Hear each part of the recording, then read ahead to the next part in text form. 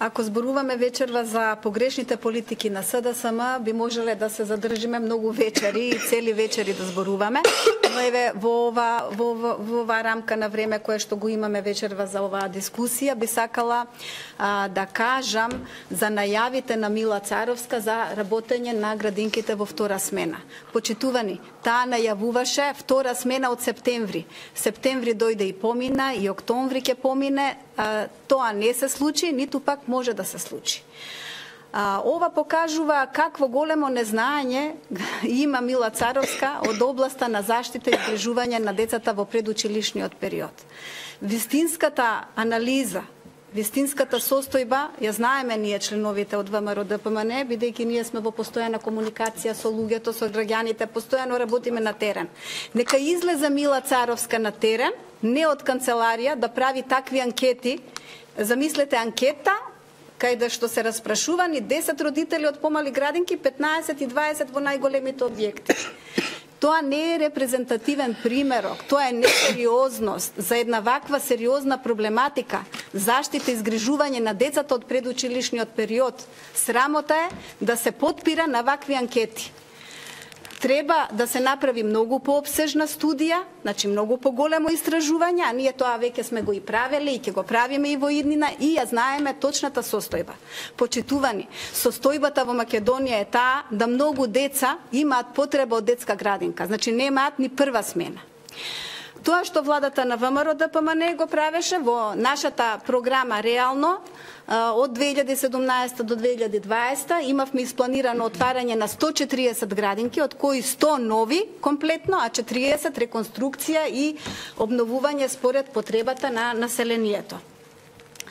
Што направија Мила Царовска и незината влада? Тие скратија од буџетот 5,6 милиони и сега Мила Царовска не се срами да излезе и да излаже, да каже дека планира втора смена во градинките, кога знаеме дека за втора смена е потребно прво 1000 нови вработувања, од воспитачки до готвачи, до чувари и така натаму.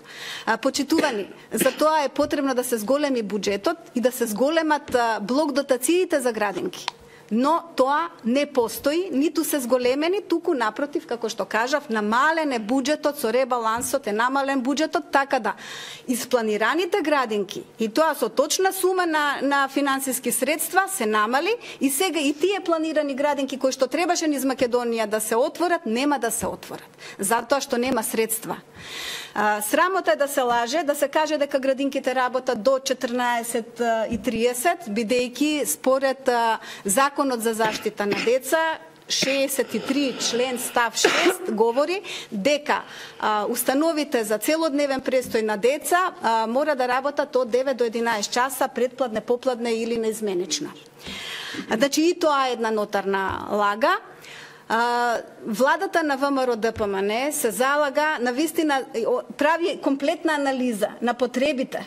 Не само од ракав, значи излегува Мила Царовска, ќе воведеме втора смена. И се потпира на таква една анкета каде што некои родители биле прашани. Нека оди да направи анализа, нека оди да направи анкета во население, например Волково и многу други, каде што нема детска градинка. Срамота е да најавувате, значи колку пари ви требаат за втора смена. Дали Мила Царовска влегла во градинките каде што нема доволно персонал, каде што нема доволно кадри? Значи нашите мерки беа прво да се зголеми бројот на нови градинки, постоечките да се обшират, да се реконструира, да се направат добри услови за децата, бидејќи тој период од детскиот развој е најзначаен во детскиот развој.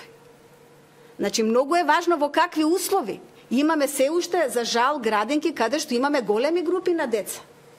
А зборуваме и за инклузивност и на децата со посебни потреби.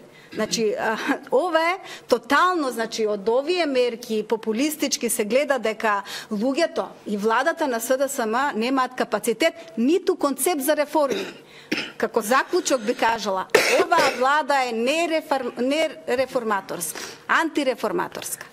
Срамота е со лаги да се служиме, бидејќи и обичен човек ако размисли дека што е потребно за втора смена, а од друга страна да стави колку деца чекаат за отварање на нова градинка, Значи стварно е срамота и вакви небулози, вакви популистички мерки се многу краткотрајни.